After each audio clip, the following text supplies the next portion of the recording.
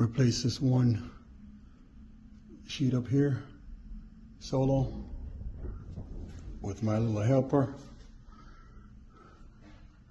This Irwin jack right here.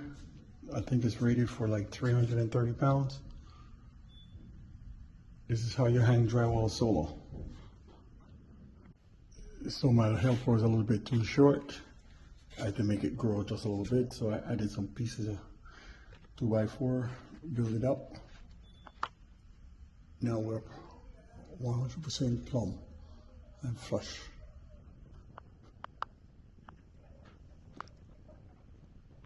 Okay, first piece of 1/4 inch pre-finished white on. Second piece will go up in shortly. Then gotta get the seams joined and then put that Bondo and Di-Noc afterwards. Phase 2 of the process, Bondo, to get rid of the seams.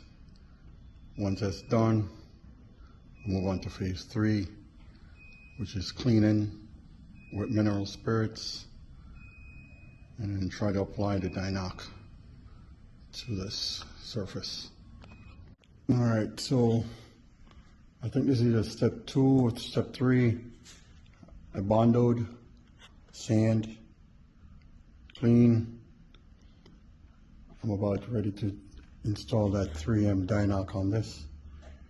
I'm going to wipe it down one more time with some mineral spirits, so make sure everything's clean, and then go ahead and start adding some shellac to this Bondo so that the Di-Noc will stick.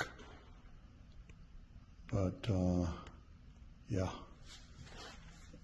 heading on to stage 4 now, which is applying that Di-Noc to this wall.